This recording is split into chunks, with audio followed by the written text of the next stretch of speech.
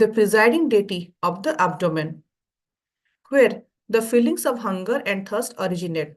When there is an irregularity in hunger and thirst, one is advised, according to Ayurvedic treatment, to take a bath in the ocean.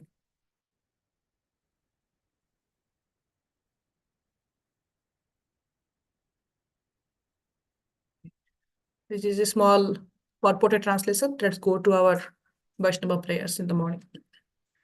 Om Ajnana-timirandhasya Jnananjana-salakaya Chakshurmritam Yena Tasmai Shri Gurave Namah Shri Chaitanya Manobhishtam Sthapitam Yena Bhutale Swayam Rupam Kadamyaham Dadanti Swapadantikam Bandeham Shri Guru Shri Uttapatakamadam Cha Shri Rupam Sagrajatam Sahagana Raghunathvitam Tam Sajipam Sadvaitam Sabadhutam Parijana Sahitam Krishna Chaitanya Devam Shri Radha Krishna Padan Sahagan Lalita Shabishakhan Cha He Krishna Karuna Sindhu Dina Bandhu Jagatpate Gopesha Gopikakanta Radha Kanta Namastute Tapta Kanchana Gaurangi Radhe Vrindavaneshwari Vrishabhanu Sute Devi Pranamami Hari Priye Vancha Kalpa Tarubhyascha Krupa Sindhu Vacha Patitanang Pavanebhyo Vaishnavebhyo Namo Namah जय श्री कृष्ण चैतन्य प्रभु नित्यानंद श्री अद्वैत गदाधर श्रीवसादि गौर भक्त वृंद हरे कृष्ण कृष्ण कृष्ण हरे हरे हरे राम राम राम हरे हरे नीलाचल निवासाय नित्याय परमात्मने बलभद्र सुभद्राभ्यां जगन्नाथाय ते नमः. Hare Krishna, dear devotees. Thank you for joining today for the morning Srimad Bhagavatam class. So this week, in fact, like last couple of weeks, we have been discussing about the fundamental principles of material nature. Like in Srimad Bhagavatam, so many different cantos are there, Sarga, Visarga, and so many wonderful concepts we're discussing.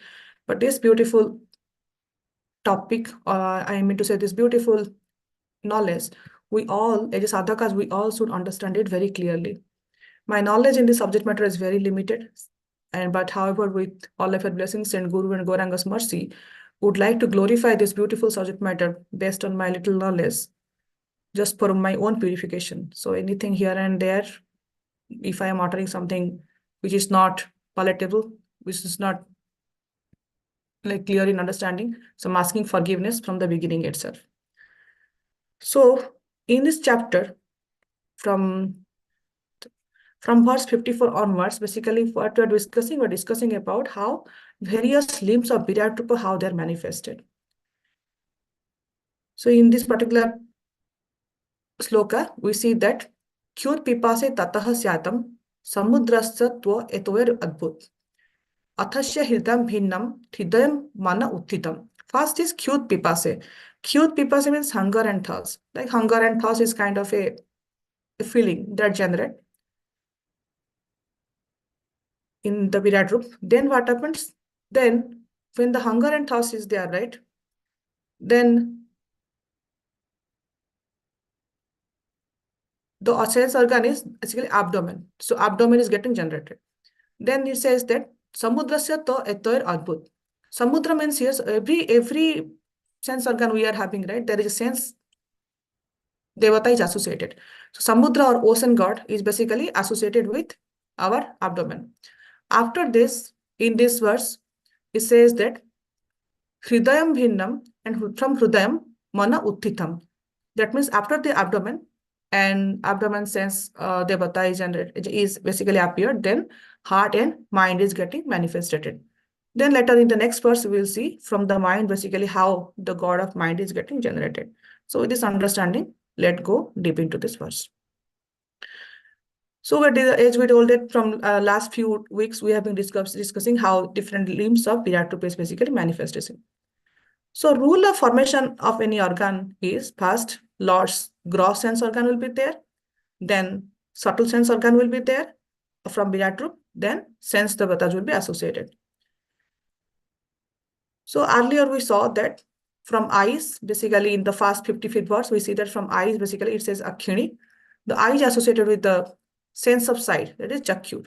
Then the presiding deity of eye, or who is basically helping us to see, is basically sun god. Now here we see that the abdomen or udaram is getting manifested, getting created. So feel abdomen is basically associated with the feeling of hunger and thirst. The way it says that kyut pipasu. Then the associated god here is basically ocean or samudra. The last line it says that from that basically Hrudayam and Manasa is basically getting manifested. So then after the abdomen, heart is getting manifested, that is Hrudayam. Then heart basically is associated to the mind. Then the presiding demigod here is who is helping the heart is basically Moon or Chandra. From the different feelings, different emotions are getting generated. So that we're going to discuss tomorrow in the class. So basically we see that Virat Roop basically is a combination of all the elements in the entire universe. Whatever we are seeing, basically you can think that, we can imagine that that is part of Virat Roop. Like all these mountains, all these trees, plants, all living beings, sand, soil, water, and these beautiful mountains, valleys, everything basically that exists in the entire universe that can be imagined to be the Lord's body. For example, our body, we can say, we have the eyes, we have ears, we have hands and legs, we're speaking, we have mouth. So all these body parts basically they function in a certain way. Every part, like hands function is different, legs function is different, eyes function is different, ear function is different. So everybody, all the organs basically they function in a certain way because some devata is overseeing these functions. Like we can say that our computer is functioning in a different way because it has a microprocessor and we are also using it.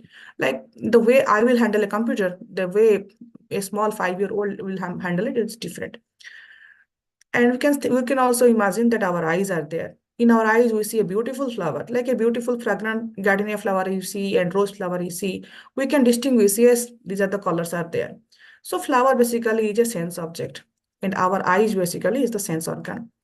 In sense organ also, there are two parts, a subtle sense and a gross sense organ. Like you can see that this our Zoom call is going on, right? In Zoom also, like we have a computer here, and then we inside the computer, we have this Zoom app here. Like we can think that, like you can also imagine like that way that, this is kind of a both a sense and a sense organ. We can think like that. But with that also, we cannot handle everything on our own. Somebody has to switch on the computer, then electricity should be there, network should be there, Wi-Fi should be there. So facilitating agency should be there. Without facilitating agency, we cannot do anything. So like, we take pictures in our phone, right? So we can think that this our phone, and then there is an inbuilt camera app inside it. So our phone basically is the gross sense organ, and then we have this camera app inside that. Basically, you can think that it's a subtle sense. So camera and camera app, both we can think now, we can meditate on now. Just because we have a camera and camera app, that doesn't mean that we will be able to capture nice photos or good photos. If there is no lighting is there, no if the camera app is not clean, camera part is not clean, it is some dust is there, if the room is completely dark, we cannot take any pictures. And on top of that, like we see that sometimes even if everything is there, we are not able to take good picture, our hand will shake. So many so many outside facilities is needed over there. You should be proficient also. So we can think that if the room is completely dark, we are not able to see anything. Therefore, a sense devata is definitely needed to facilitate the interaction between the sense organ and the sense object. That facilitator or the sense devata, we can think that it can be it can be sun in the daytime because sunlight we can see clearly. Then in the evening, it is the moon or the moonlight. And if sun and moon is not there, the current is, we can say that electricity is needed. Or ancient times, in the evening time when they are sitting inside, they used to see everything with the light of a diya or with the fire. So this we can, but all this light, whatever we're seeing, the main source is the sun. So we can say that sun basically is the sense devata of the sense object I, so that we can visualize any sense object. So all these things are basically manifested from the Virat Roop's body. Virat Roop also has a subtle sense organ and a gross sense organ. And he also interacts with the sense objects through his senses. Our ability to see something or hear something or, taste something basically is coming from Virat Roop's ability to see something or his ability to taste something or his ability to hear something. So we say that, right, we are basically qualitatively same with Krishna, but we are quantitatively different. So our ability to taste something is also coming from Virat Roop's ability to taste something. So sense devata who are facilitating us to taste or see or hear, they are also coming from Virat Roop. So we can here understand that all our sense devatas are getting manifested from the Virat Roop. So this is what actually we're discussing from the last 4 or 5 verses. So many sense devatas we're discussing, right? So all the sense devatas, senses, and sense objects, subtle and gross sense organs, all are basically manifesting from the Virat Roop. So in this picture, we can see that this is what actually so far we have discussed. Like initially how the mouth or mukham is there, then for the mouth, the subtle sense organ is the speech or bani. Then it has associated with fire god. Like that, the nostril is there. Then wind god is associated. Then eyes we discuss now. Then for our ear, karna, basically the sense organ or subtle sense is the srutam. Then the sense devata is dik devata. Like that we see here slowly that we have discussed earlier that slowly we have skin, hair, then genitals, anus, hands, legs, veins, and now currently we're discussing that abdomen is getting manifested. So abdomen basically is the udaram is the word, then feeling of hunger and thirst is the subtle sense organ. Then the presiding deity or sense devata is basically ocean or samudra. Next is the hridayam. For the hridayam, basically the subtle sense organ is the mind. Then the sense devata is Chandra. Then from that, in the next 3 verses, we'll see that how intelligence, false ego, and consciousness, like buddhi, ahankara, and chitta, are getting manifested, and we see that the 3 different presiding deities are also there, or sense devatas are also there. So that we'll discuss in the next verse. So here in the verse, in the purport here, Prabhupada is saying that when there is an irregularity in hunger and thirst, one is advised, according to Ayurvedic treatment, to take a bath in the ocean. So we see that there are so many benefits in modern day science or in Ayurvedic. We see that there are so many benefits of like taking bath in the seawater. Sea water is very great for our skin, and seawater is basically, they say, it's antiviral. So many rivers basically get smudged. Like recently we have this Ganga Sagar Mela. So Ganga is coming and merging in the Bay of Bengal. So all these nice antibacterial and all those things are basically are mixing, and these are also high in sodium and iodine content. So those who have deficiency, those it helps them. So and it also strengthens our immune system, reduce pain. So many benefits are there. So later on, we'll see subsequently how all the sense devatas try to wake up the Virat Roop. So that we're going to discuss later.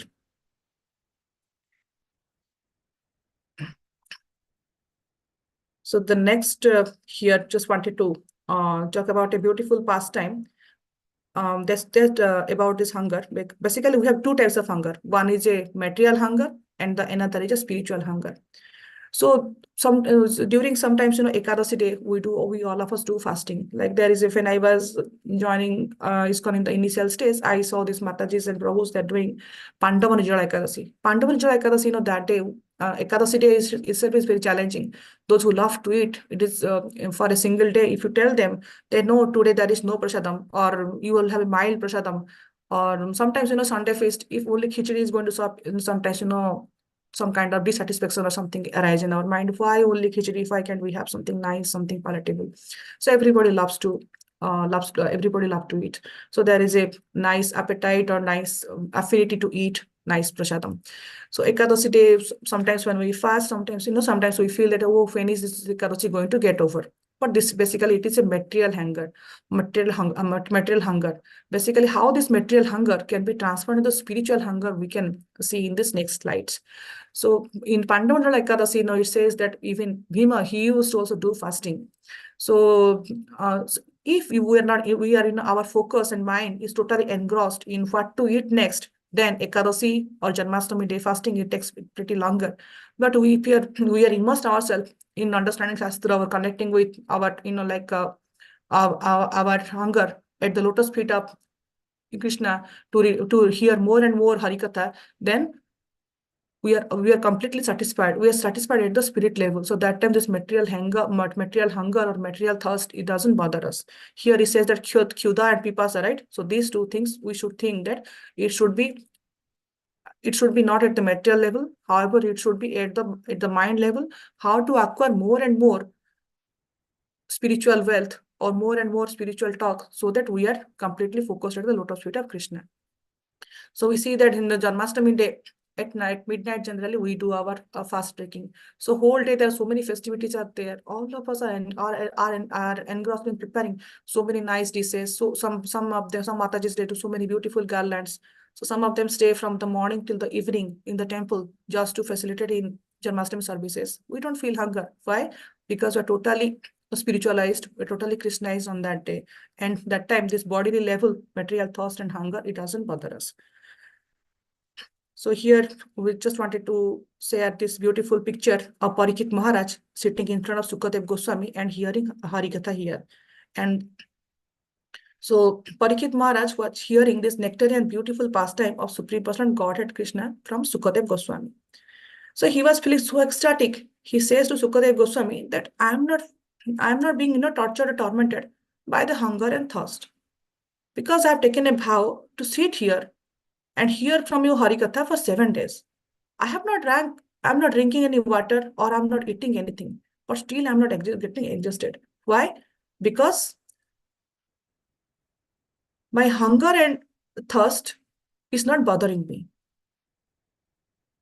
So there is a beautiful verse from Srimad Bhagavatam, Canto 10 and chapter 1 and verse number 13. It says that Naisati dussaha kyutmam tyaptodam api badhate pibantam tvar mukham bhoja च्युतम हरिकथामृतम.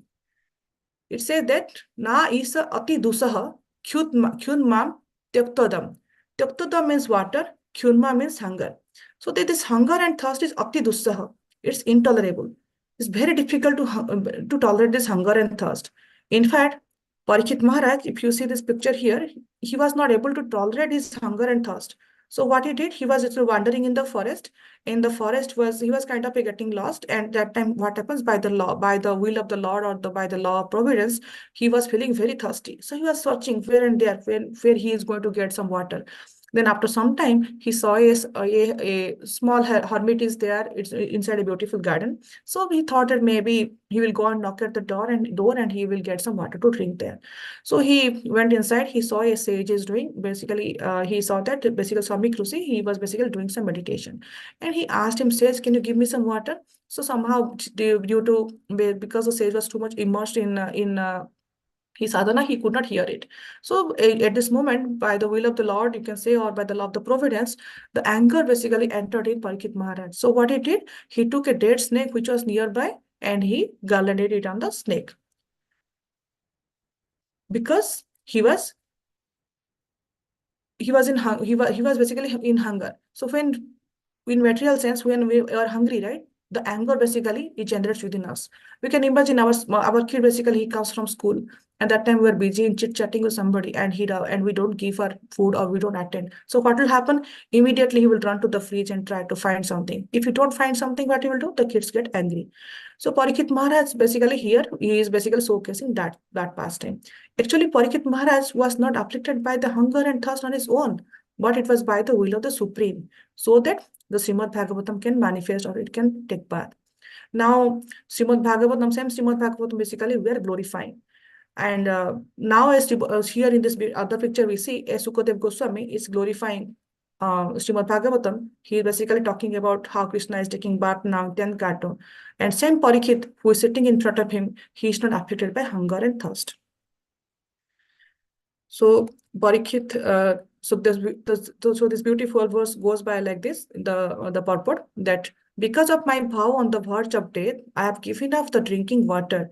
Yet because I'm drinking the nectar of topics about Krishna, which is flowing from the lotus mouth of your lordship, my hunger and thirst, which are extremely difficult to bear, cannot bother me.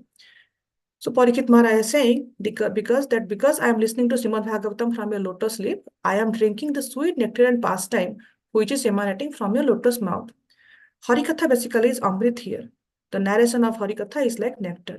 So when we are basically drinking this immortal nectar of Krishna Katha, this material hunger and thirst cannot disturb us. So the degree we are immersed in hearing Harikatha, like Parikshit Maharaj, To that degree, we are not disturbed basically by hunger and thirst. So we see that we all of us know that our Gaur Gobind Maharaj. So Gaur Gobind Maharaj, he was from Jagannath Puri, and he was basically at the later stage of his life, he was not keeping good health. So Gaur Gobind Maharaj on Ekadashi day, he will basically come, and in his body there will be a lot of pain will be there. So Maharaj will be sitting down, and the Harikatha will start, and then some of his disciples will carry Maharaj to the Bashan, and Maharaj will start narrating Harikatha. So Maharaj will be so much immersed in talking about glorifying about Lord Jagannath or glorifying about Bhagavatam, he will forget that, like his body was aching before some time. He was having heart pain. He was having basically stomach ache. His ankles are hurting. His legs are hurting. Everything basically he will forget. So he will go on and on describing the beautiful pastimes of Krishna. So the class also will go on like it will be morning that Bhagavatam Katha we have, right? After basically Darshanarati at 7:30 in all our ISKCON temples we have Harikatha. So this morning Bhagavatam Katha, after that basically we go for Prasadam. The breakfast Prasadam will be there. So Maharaj will be sitting down and glorifying Krishna. So morning Katha will start. The morning Katha will go on, and it will go till Rajbhog time. So the disciples who will be sitting next to Maharaj, they also will be so much immersed that they will forget. After that morning will go, the Rajbhog Arati will happen. After that they will get up, and then they will go for honoring Prasadam. So this is the power of basically Harikatha. Harikatha is so nectarian, and with those association of sadhu and sannyasis, basically the Harikatha also is become more and more palatable, more and more beautiful.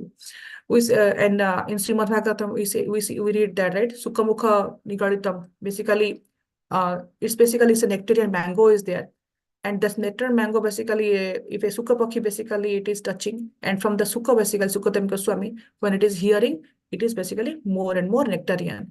And when we are drinking that more and that nectarian pastime, basically this small material benefits, they feel like it is kind of very insignificant in front of it. So there are two different types of hungers are there. They also differ very significantly. This biological hunger is there, that is need from the food, that is for the food for that is because for the food, because food is necessary for our survival. Then there is sensual hunger is there. Sensual hunger is basically it comes from the mind, it comes from the greed. The sense object basically we think that is necessary, but they aren't that necessary that we are going to die without it. Sometimes we say that, like if food is not there, malnutrition happens, people becomes weak, and so many things are there. But the sensory organ, whatever we want, like I want a beautiful car, I want this beautiful music, these are not like, like we are going to die without it. So the sensual hunger, basically you can say that is a pseudo hunger. So, and this pseudo hunger can never be satisfied. However, we try that I'm going to satisfy my this sense with a belief that I'm going to capture this, then I'll be pleased. But that is kind of a misleading to us. We become more and more tempted to get more and more of the sense objects. It's come something, we can imagine that the sense organ is kind of a fire. The more and more we are trying to put a key on that, it grows bigger and bigger. So our indulgence is not like that we are going to add more and more fuel in the fire. We should think that how we can purify or how we can overcome that hunger. So basically we can dovetail all our senses to the lotus feet of Hari, or to acquire more and more spiritual knowledge, so that this hunger will become minimized. Instead of the material hunger, we'll get more and more inclined towards the spiritual hunger. Okay. The last part is basically glorification of the samudra. So let's go. So these beautiful pictures we see that it is from Chaitanya Charitamrita, like where the glorification of Puri Ocean Sea, which is there. And here we see that Samudra Arati is going on, like every day in Jagannath Puri, the Arati of Samudra goes on. And here we see this beautiful pastime of Haridas Thakur and passing away, and Chaitanya Mahaprabhu is giving him bath in the ocean, his body. Basically, Chaitanya Charitamrita Antya Leela in 11th chapter in the 64th verse, it says that Haridas समुद्रे जड़े स्नान कराइला प्रभु कहे समुद्र एई महातीर्थ हईला. So Chaitanya Mahaprabhu bathed the body of Haridas Thakur in the sea and declared, from this day on, the sea has become a great pilgrimage. The Puri ocean seaways is there, right? It is very, very pious. So whoever are generally visit to Jagannath Puri, they basically take a bath in the ocean. So Chaitanya Mahaprabhu used to take everyday bath in this ocean. Then he used to take darshan of Nilachakra. Then he used to take darshan of the deities. Then he has two things to do. He used to go and meet Haridas Thakur. Then he used to go meet Gadadhar Pandit. So Gadadhar Pandit, basically he was staying in the Tota Gopinath temple. Tota Gopinath temple is basically towards the close to the sea beach, seashore side. So there basically what he will do, Gadadhar Pandit will prepare nice palatable dishes for Chaitanya Mahaprabhu. And Chaitanya Mahaprabhu used to go daily, take bath in ocean and pray, and he will go and hear Harikatha basically the glorification of Sri Hari or Sri Chaitanya Mahaprabhu from Gadadhar Pandit. After that, what will happen? After that, they will have a nice feast. So the Gadadhar Pandit will feed Chaitanya Mahaprabhu. So there are also pastimes. Sometimes, like Nityananda Prabhu also used to come and they used to have nice prasadam there. And when Haridas is passing away, basically living body, Chaitanya Mahaprabhu, what he did, Haridas Thakur, basically he was a Javan.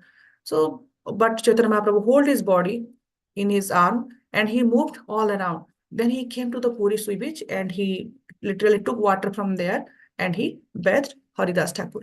And he told that from today onwards, this confluence of the Samudra, this particular point, will be called as Mohodadi. And whoever will take this bath in this ocean, he will basically not only this health benefits, he will get all kind of spiritual benefits. Now, the next picture just wanted to glorify about this beautiful pastime which happened in Rameshwaram. Rameshwaram, basically, there are so many tirthas are there. Like we see Jagannath Puri, Rameshwaram, Dwarika, all are basically next to the sea shores. So there's beautiful, this beautiful verse also is from Chaitanya Charitamrita. Chaitanya Mahaprabhu also took bath in the Setubandha in the Rameshwaram. So where he took bath, that place is called Dhanush Tirth. There is another beautiful holy tirtha is also there, that is called Agni Tirtha. Agni Tirtha is basically recommended for everybody to take a bath over there. So there basically Sita Maya's Agni Pariksha was going on, and there Lord Ram or Lord Shiva, they asked Agni god, basically fire god, to take a bath over there so that any sin or anything will be getting removed. So people generally visit these two places, and Setubandha and Agni Tirtha in Rameswaram, and they take bath over there. So these two places have so many benefits, health benefits, and on top of the health benefits, like they say that if you have acquired any kind of sin, all those things basically they goes away when we take bath in these places. So very beautifully our Srila Prabhupada has advised us about this in the purport. Basically he's advised us about how the sense organs are getting manifested, and here in this particular verse he's talking about our Kyud Pipasa, basically the thirst and hunger, and how the sense organ abdomen is there, and then later how this Samudra or the ocean god, which is the basically sense devata, is getting manifested in Virat Roop. Then how ocean is basically important to us. So we see also the examples of Chaitanya Mahaprabhu.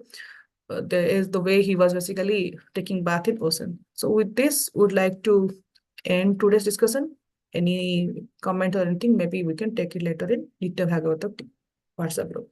Thank you so much. Hari Bol. Thank you very much, Mantaji. We'd like to wish everybody a safe and Krishna conscious day ahead. And we'd like to offer our prayers to the Supreme Lord by chanting Hare Krishna, Hare Krishna, Hare Krishna, Krishna Krishna, Hare Hare Hare, Rama, Hare Rama, Hare Rama, Rama Rama, Hare Hare. Hare Krishna, Hare Krishna, Hare Krishna, Krishna Krishna, Hare Hare. Hare Hare Rama, Rama, Hare Rama, Rama Rama, Hare Hare. Hare Krishna, Hare Krishna, Hare Krishna, Krishna Krishna, Hare Hare.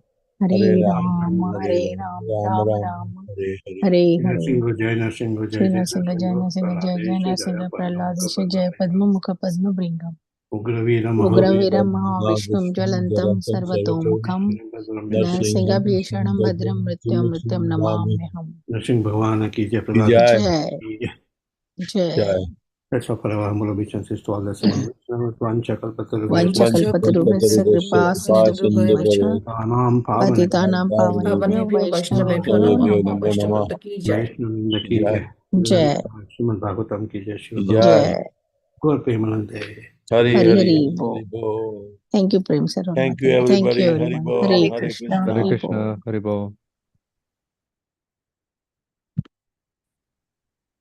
Thank you, Lord. Hare Krishna.